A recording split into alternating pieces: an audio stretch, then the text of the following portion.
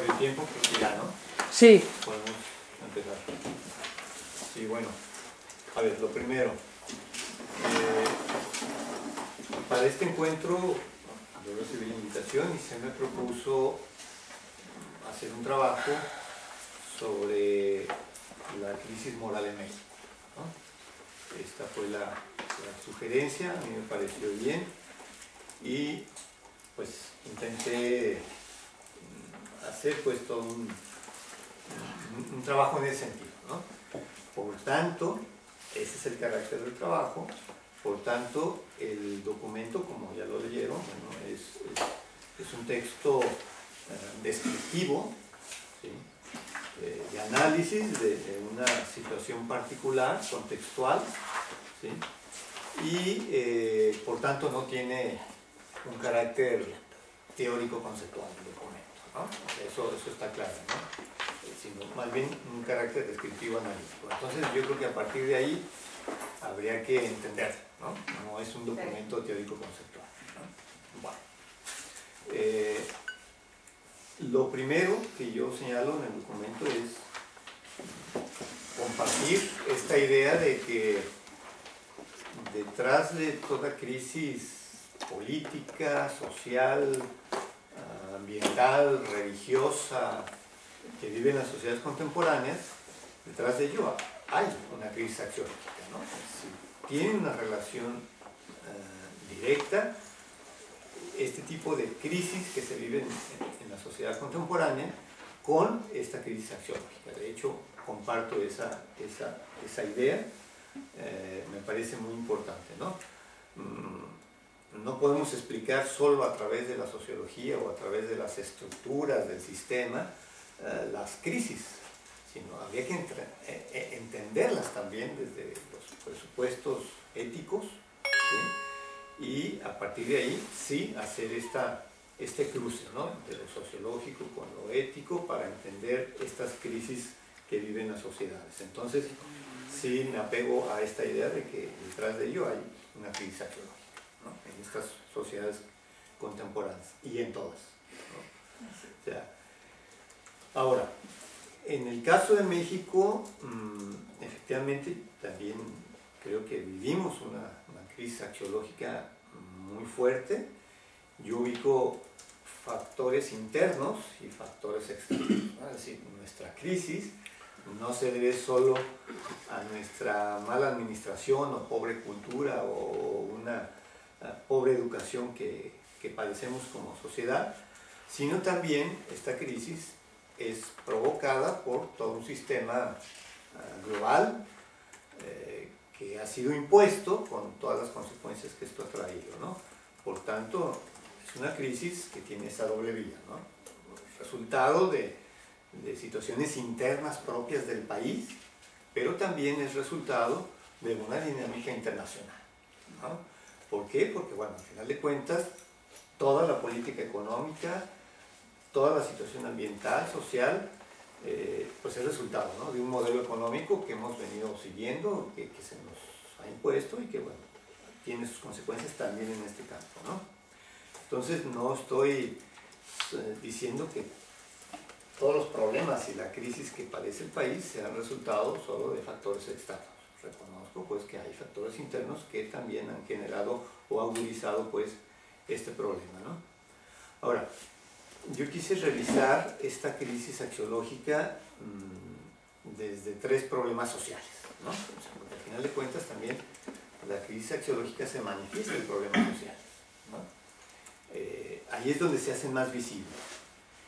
Y entonces, haciendo un diagnóstico general, yo ubiqué tres problemas sociales que son los que venimos arrastrando como sociedad y el Estado mexicano, ¿sí? Y que son los que han obstaculizado el desarrollo del país, son los que han profundizado la crisis social en México, ¿no?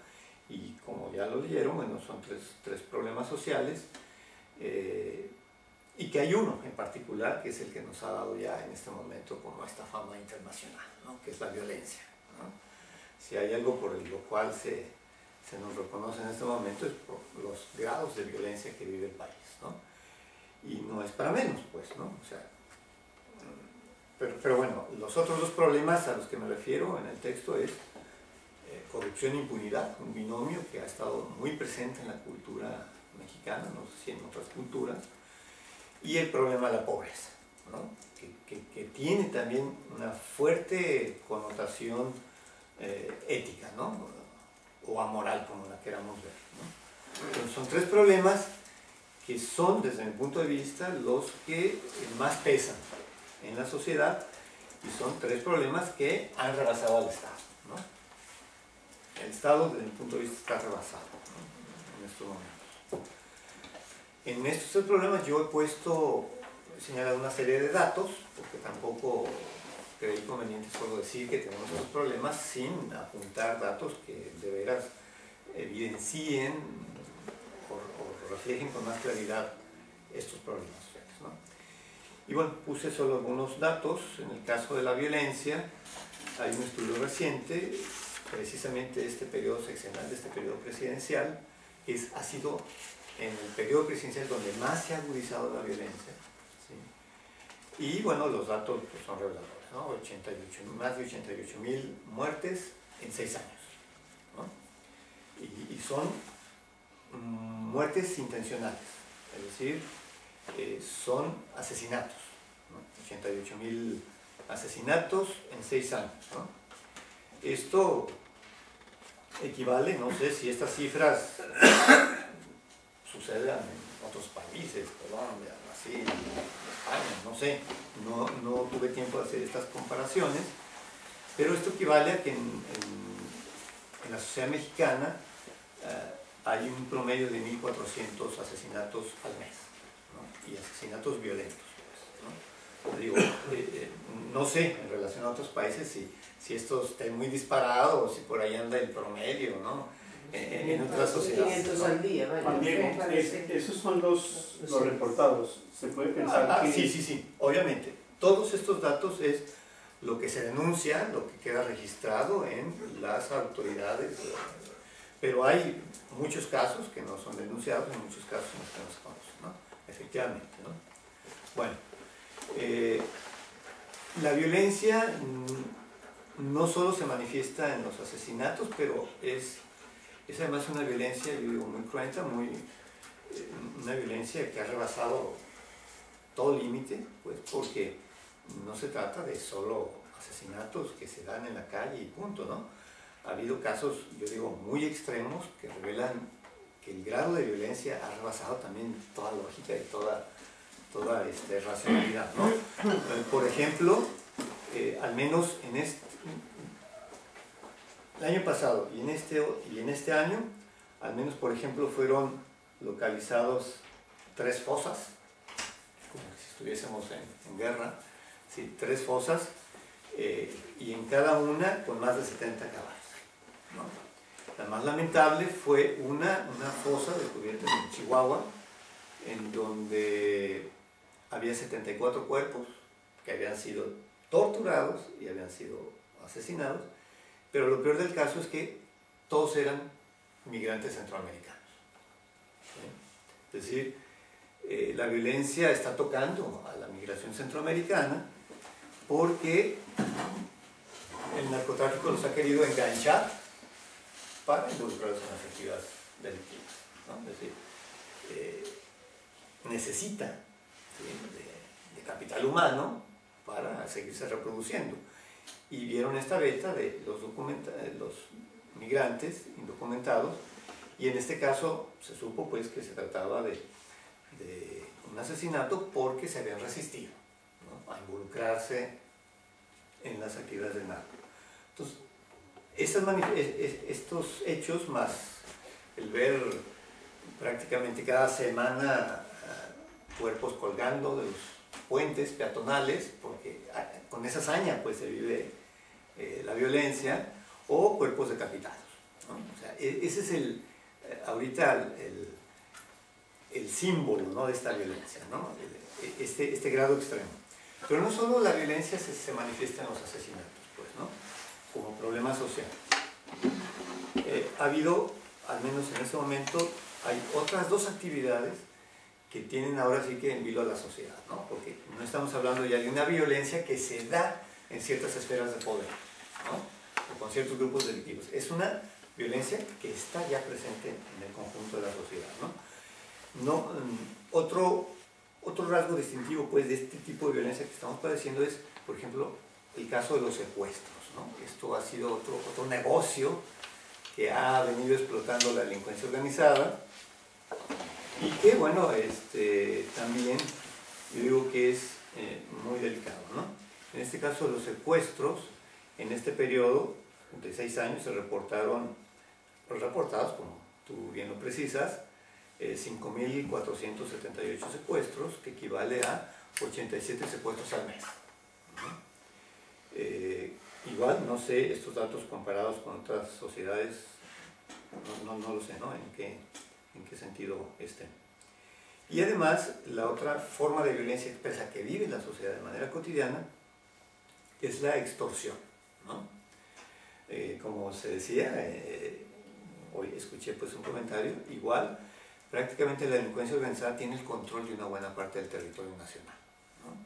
Tanto a nivel rural como en las ciudades, ¿no? Hay partes de las ciudades donde todos los negocios están controlados, ¿sí? A partir de la extorsión, y gran parte, una buena parte del territorio rural, pues porque el país dejó de ser solo tránsito, paso de la droga, para convertirse también ya en un país consumidor, ¿no? Y productor.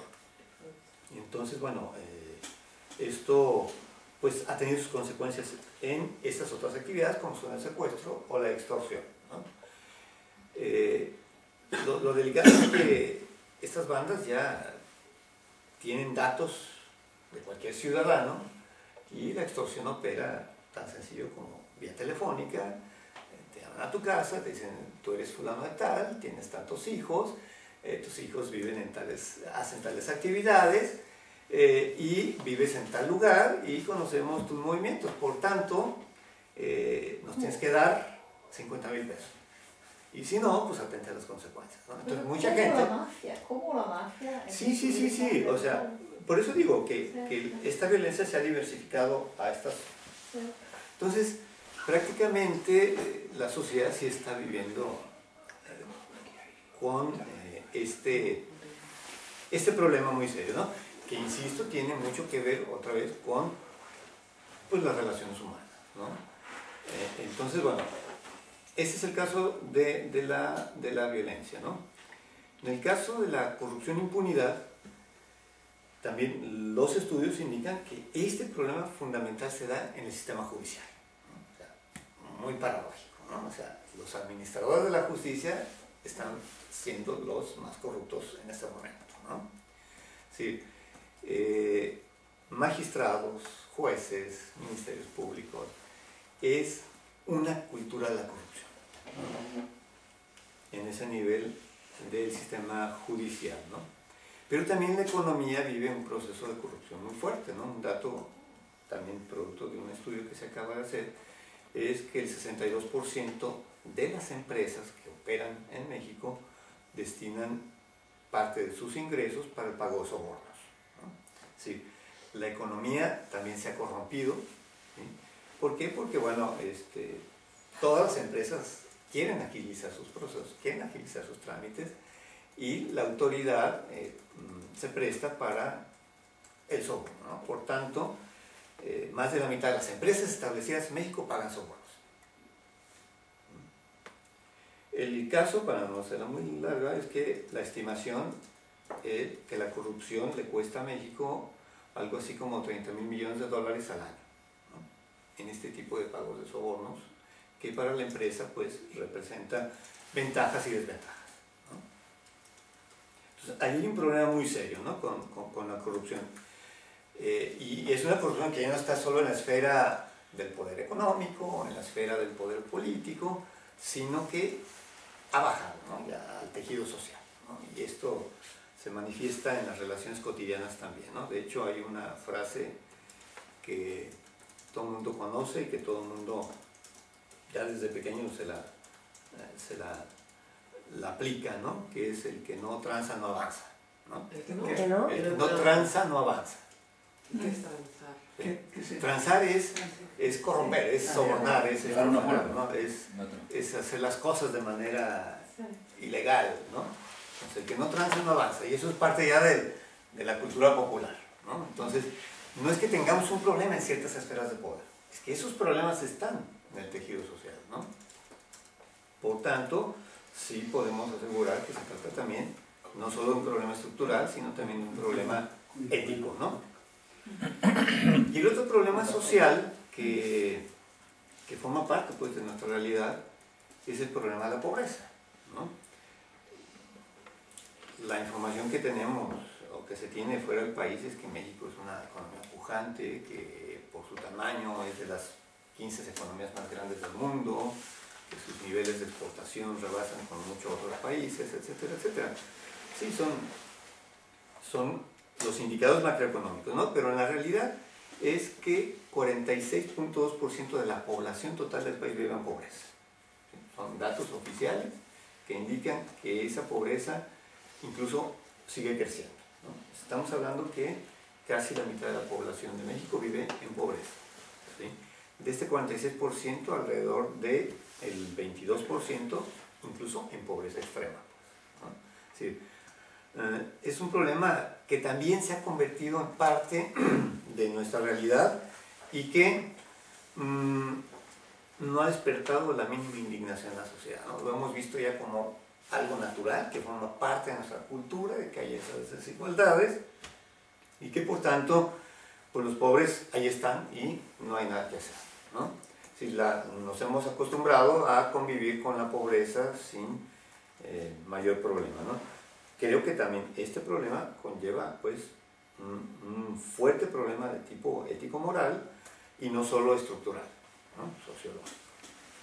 Bueno, entonces a partir de ahí aseguro que efectivamente hay una crisis axiológica en la sociedad mexicana manifestada en esto de la crisis en las relaciones sociales, en las relaciones de convivencia que tenemos como sociedad, porque hemos permitido todo esto, ¿no? Pero además también, aparte de esta crisis axiológica, yo percibo que hay un cambio valoral, ¿no? Es decir, hay dos problemas en lo axiológico ahí, una crisis y un cambio valoral en la sociedad, ¿no? Bueno, ante ello, ante estos problemas sociales pues, que vivimos, que son resultados, ¿sí?, de factores internos y factores externos, yo puedo asegurar entonces que la sociedad mexicana es una sociedad de riesgo, ¿sí? Sí, es una sociedad cuyos riesgos opacan por los beneficios que pudiese tener el desarrollo económico de la globalización misma, ¿no? Sí. Si la globalización pudiese representar ventajas económicas, sociales, tecnológicas, científicas en la sociedad mexicana, estas ventajas son opacadas por estos factores de riesgo que vive la sociedad, ¿no?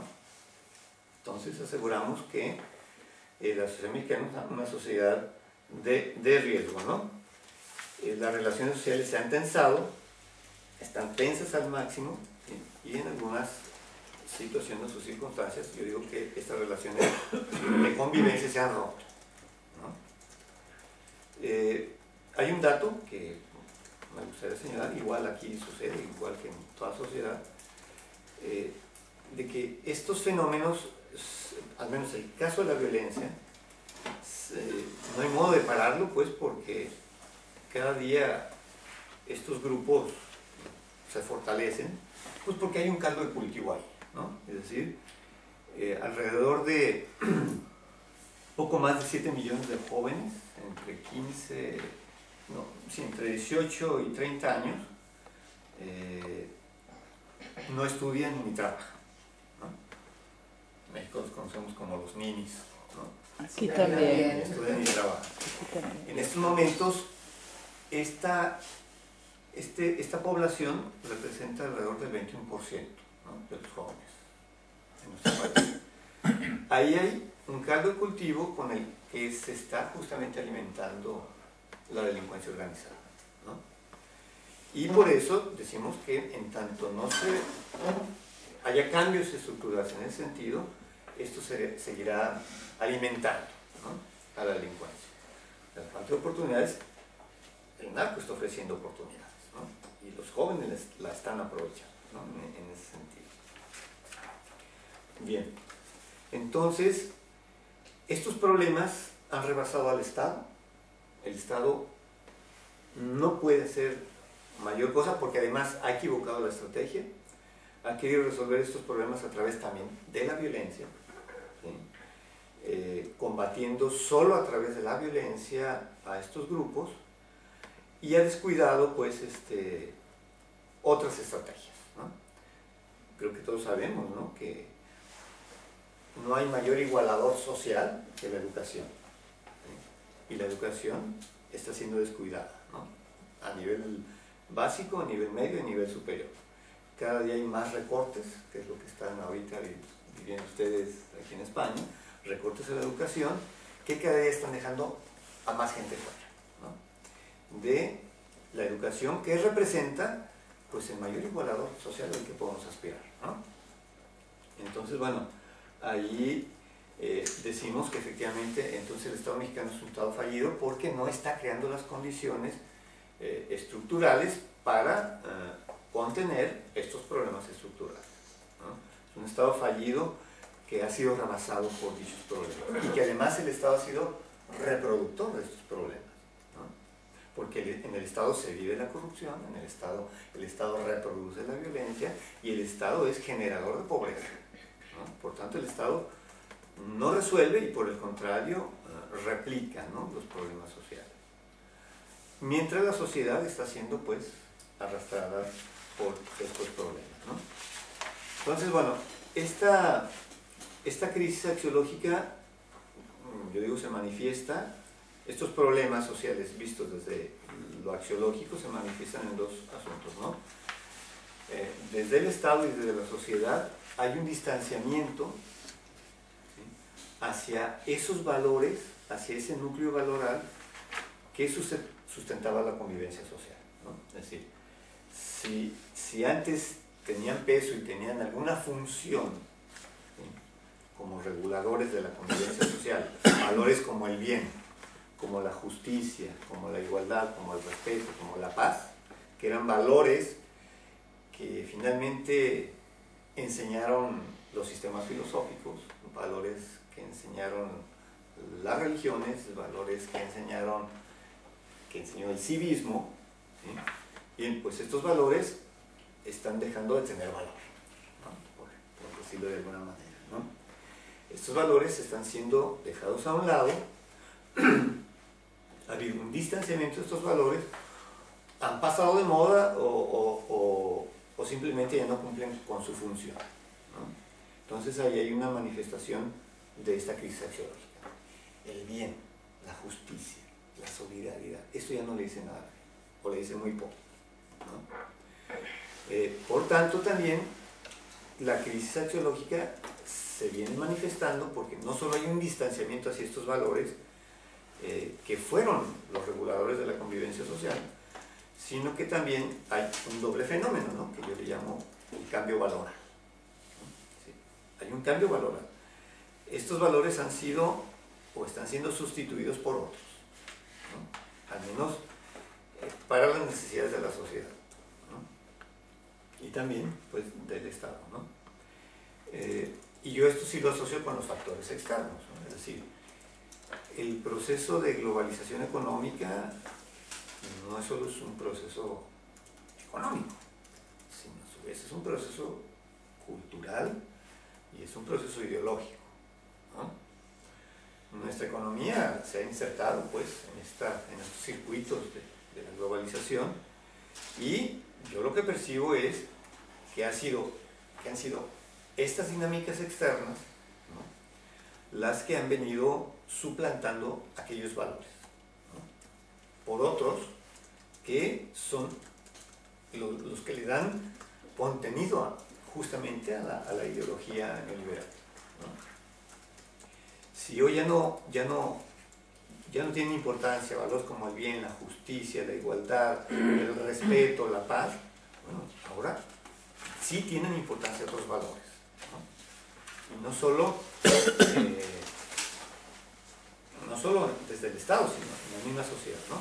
Hoy yo digo que hemos transitado hacia un nuevo núcleo valoral en donde valores como el poder, como la dominación, como el dinero, el consumo, el éxito, la acumulación, son hoy los valores nucleares que están moviendo a la gente, ¿no? Esto es lo que mueve a la gente ahora, ¿no?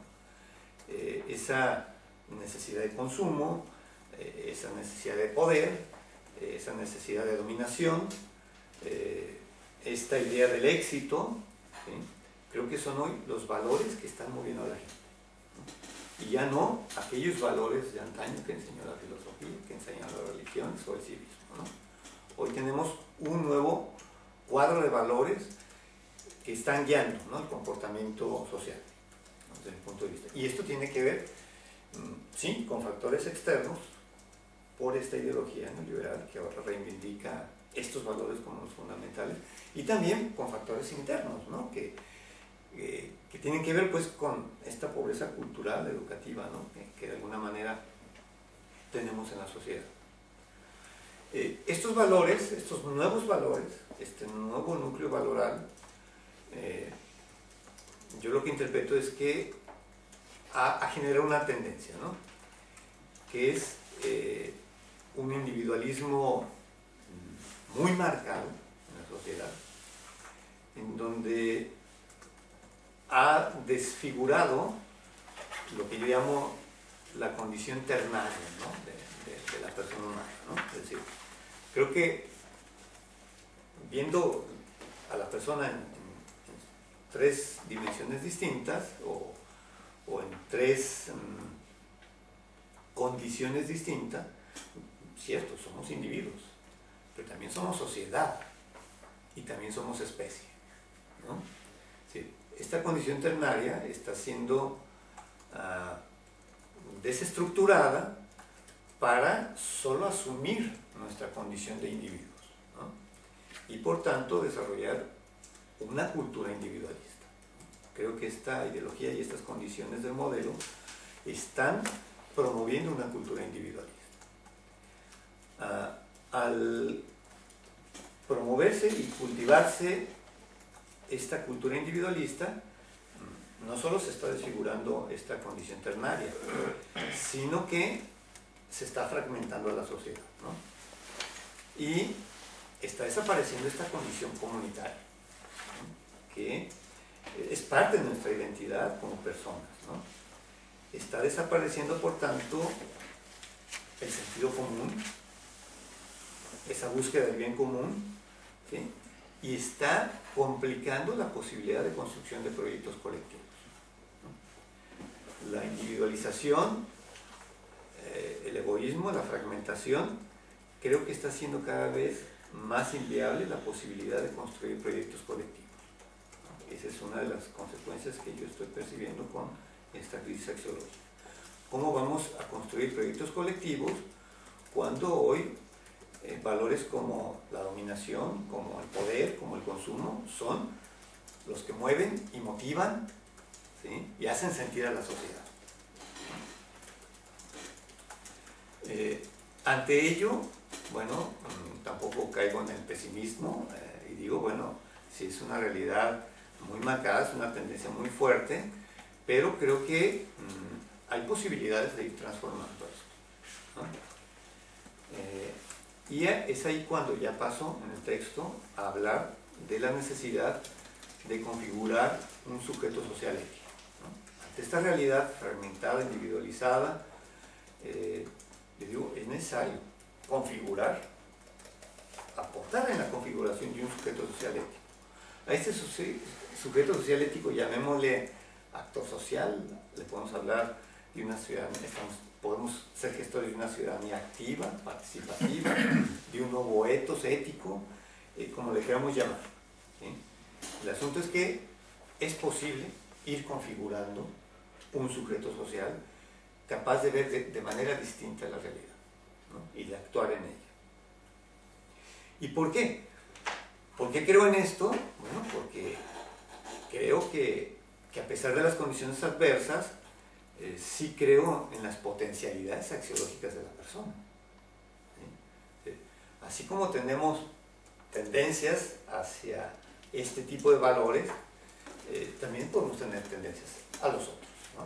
Así como podemos tener tendencia al mal, podemos tener tendencia al bien, ¿no?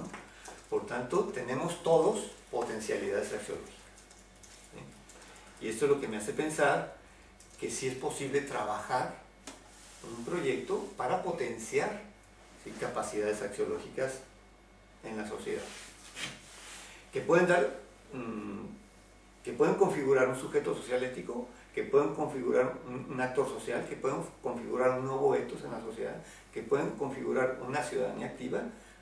Sí creo que es posible, ¿sí? Y cuando hablo de potencialidades axiológicas, ¿a qué me refiero?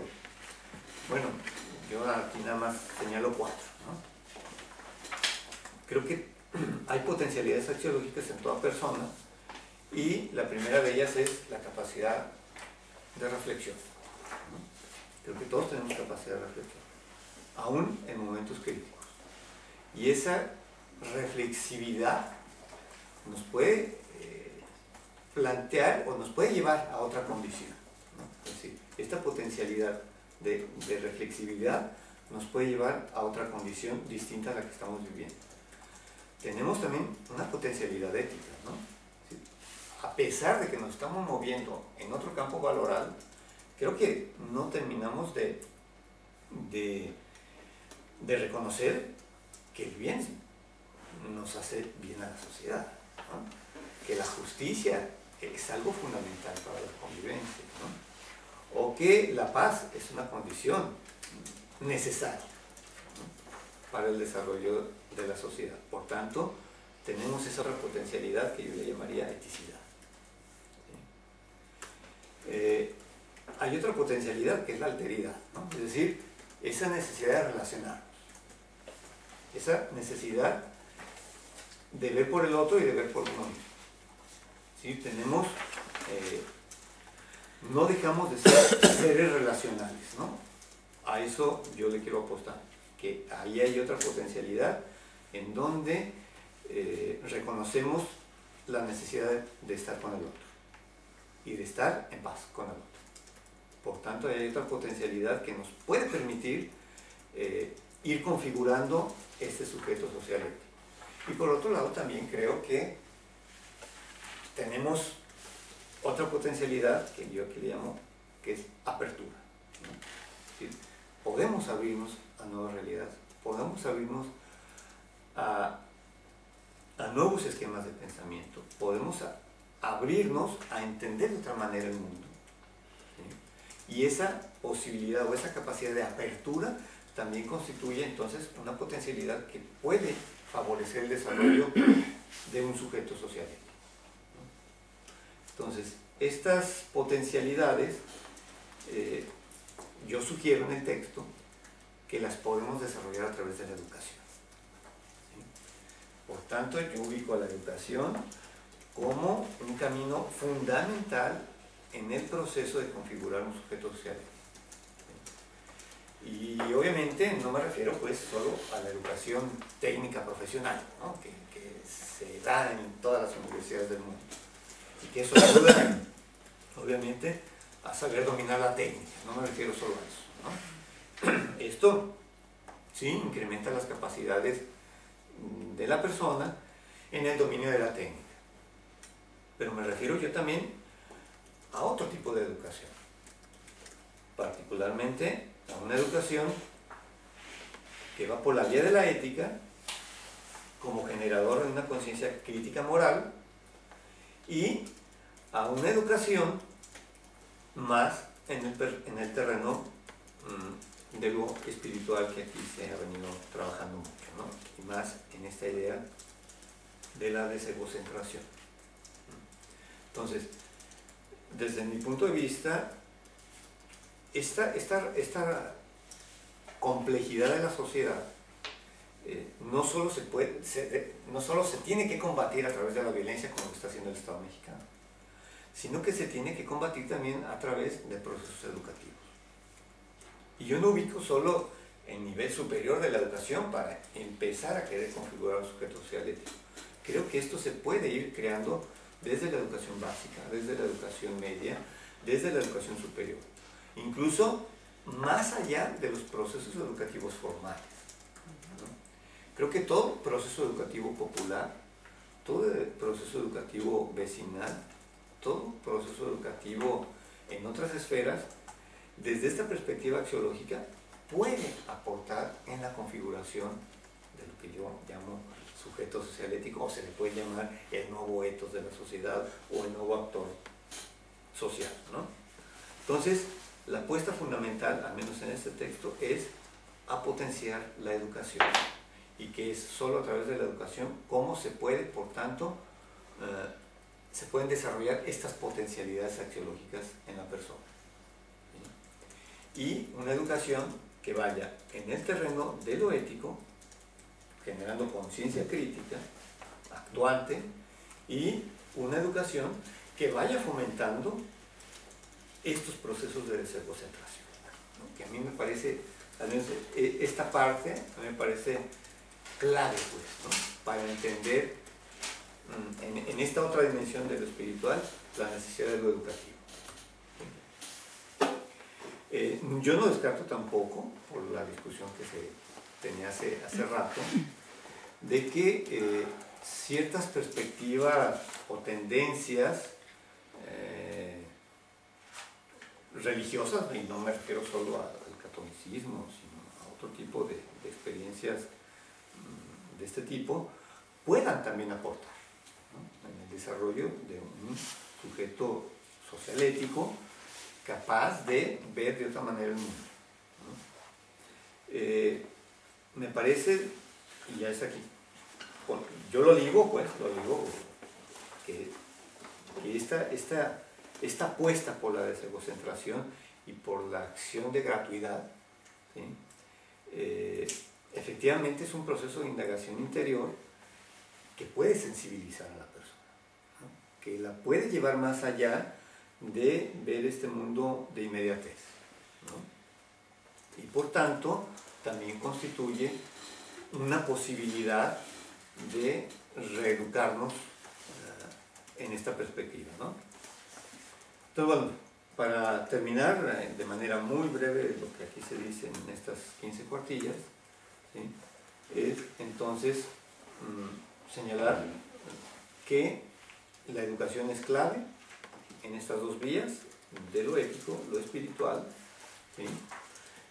Y que por tanto habría que apostarle a desarrollar, que es ahí donde veo la gran limitación de esta apuesta, es cómo desarrollar las condiciones y los recursos pedagógicos e instrumentales, ¿no? Creo que ahí está, tanto en lo ético como en el terreno de la cualidad humana profunda, es el desarrollo de este instrumental pedagógico que posibilite, ¿no?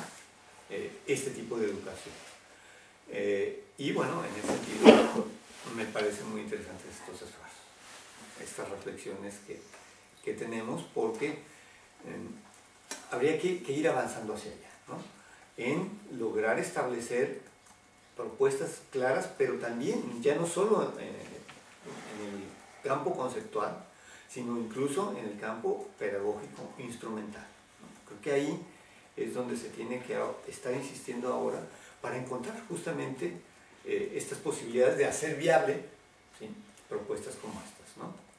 Y entonces, de manera esquemática, si logramos ir configurando un sujeto social ético, esto repercutirá en ganar cohesión social, en evitar la fragmentación que vive la sociedad, y al ganar cohesión social, ¿sí? Podemos recuperar nuestra condición humana, ¿sí? Y podemos aspirar a tener otra visión sobre la existencia, ¿no? Esta visión que ya se ha venido señalando, esta visión de totalidad sobre la existencia. estas dos vías, lo ético, lo espiritual, la desegocentración, puede posibilitar entonces tener una visión distinta sobre la existencia y una visión de totalidad, ¿no? Una visión en donde entendamos que somos individuos, que somos sociedad y que somos especie, ¿no? Y que así podemos entonces asumir otro tipo de responsabilidad ante este mundo, ante estas sociedades, ¿sí? Y podemos entonces reencantarnos con la existencia. Si logramos reencantarnos con la existencia, tendremos posibilidad entonces de modificar las condiciones, ¿no? Y insisto, las condiciones tanto sociológicas, estructurales, como las condiciones axiológicas. Entonces, bueno, esto es